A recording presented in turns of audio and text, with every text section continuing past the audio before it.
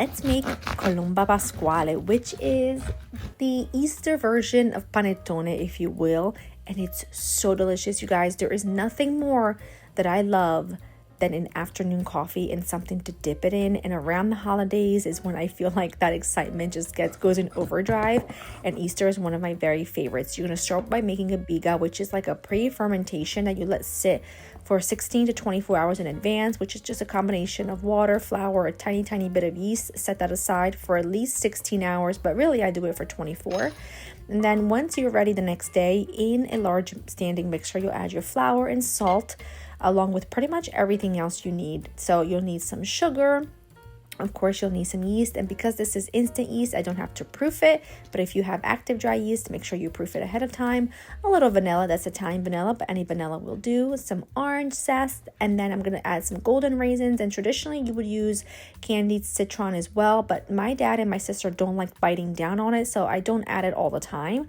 Mix this all together, and then you're gonna add in your biga. And then you'll add in your eggs, and this is pretty much like the base, and it's gonna just kind of mix together and knead for a while with some milk. Of course, forgot to mention that, but of course I will have the entire recipe linked for you. I have an entire video on this, long form, if you want to see it from a few years ago. The recipe is the same. I let that knead for a few minutes until it starts to come together, and then I just take some softened butter and I add it to this as it's starting to kind of knead and come together. How many more times can one say come together?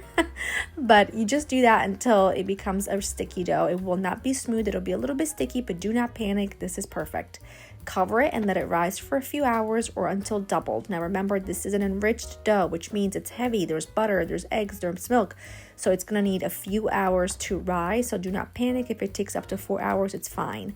When ready, you're going to dump that onto a floured surface and you're going to cut this into 2 equal pieces. Now I have a Colomba mold, which is a dove-shaped mold already like sprayed and ready for me. But if you don't have one of those, you can literally form one out of aluminum foil on a baking sheet and it's fine.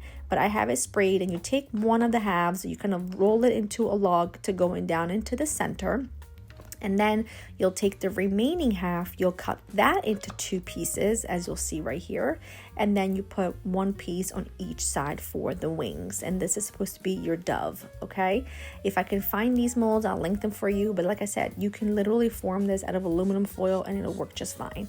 I like to spray the top with a little bit of nonstick spray or oil, whatever, because I'm gonna lay some plastic on the top. And if I don't do that, as it rises, the plastic will stick to the dough. But that needs to rise for another hour or so, or until it just reaches the top of the mold. And when it's about there, you're going to whisk together an egg white until frothy, add some sugar and ground almonds, mix those together to combine.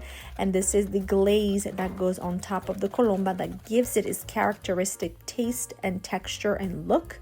And now that is perfect. You're going to just add that glaze all over the top. You're going to smooth it out as easy and gentle as possible so you don't deflate your dough. We do not want to do that.